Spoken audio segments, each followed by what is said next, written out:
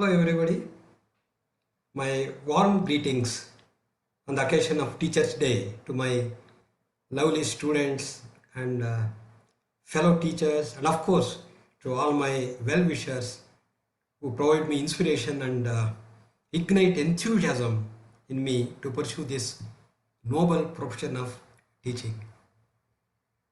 I'm glad to share with you all that on this auspicious day I am commencing an assignment accorded to me by one of the top 10 private Indian universities, which is very popular and which has its presence in over 12 countries, UK, USA, Middle East, etc.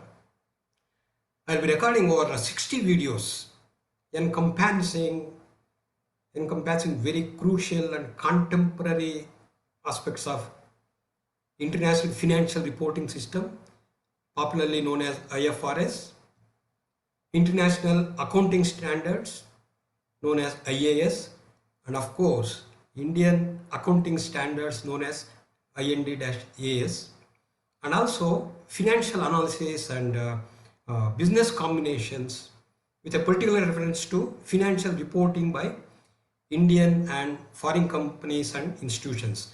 The subject which the university has allotted me is financial reporting and financial analysis with a particular reference to restructuring, takeovers, mergers, amalgamations, etc. So I'll be covering in detail all the aspects of these three accounting standards, because the students are spread world over.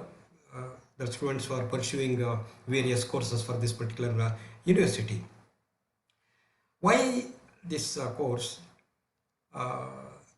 As you know, this standards has created so much of clutter and confounded confusion, if I can say like that, in the area of accounting standards. Particularly as to, there are so many questions, for which you don't find answers in this by reading these standards. Just to quote, for banking alone, for financial reporting of banking alone, the guidance notes issued by ICAI, you must be knowing ICAI, in consultation with the Ministry of Corporate Affairs and Accounting Standard Board, they issued guidelines which runs to, believe me my dear, 800 pages. So students, they don't have that much patience, and we as professors, faculty, we have all the time and the patience. We go through and try to remove those doubts. There are a couple of questions which I have noted here. Why couldn't India adopt IFRS completely? We have not adopted IFRS completely. What are the major differences between IAS and Indian IND-AS, you call it Indian AS, and IFRS, International Financial Reporting System? Why the USA, which actually recommended for adoption of IFRS, why is the USA still confined to US GAAP, generally accepted accounting principles, but they have not gone for IFRS? We have some leading countries, say like China, not adopted either IFRS or IAS. There are so many questions. Why some Indian companies, for example, maybe Infosys and Wipro, they are following IFRS. The country as a whole has not adopted IFRS, of course, with some modification, converged IFRS. We have come out with IND-AS. So why some Indian companies are following, how they are allowed to follow IFRS? Why did the US allow only European based countries functioning in the US to follow IFRS or Indian International Accounting Standards?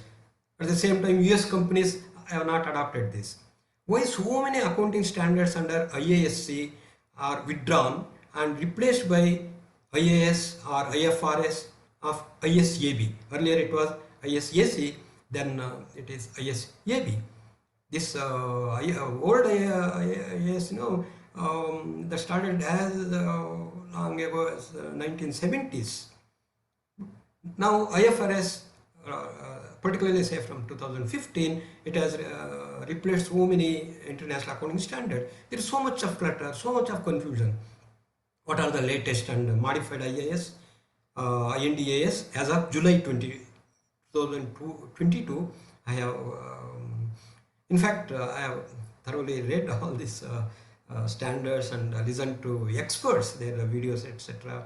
And I've also interacted with some of my brightest students who were fortunate enough to be placed in very senior positions in some of the MNCs world over. And so many queries are clarified, will be clarified by me, and clarity is provided without any room for ambiguity. That apart, I will also be doing an in-depth and critical analysis of financial statements of some of the top MNCs for the purpose of lending from a banker's point of view. Most of you know I am a banker. I worked in one of the leading banks for over 3 decades. From the banker's perspective and investor's perspective, I will cover over 20 very crucial ratios with the practical application. Though this course is very relevant and essential for the students preparing for let's say BCom, MCom, MBA Finance, ACCA, CAIA, CFA, CGMA, CPA, CMA, they're all well recognized, globally recognized professional qualifications, CA in India, ICWA, ICH, etc. But every management student and all the stakeholders, when I say stakeholders, including employees of companies, institutions, they must be aware of the regulations, provisions, and sometimes penalties for not following the specific accounting standards in their day-to-day operations for taking investment decisions also.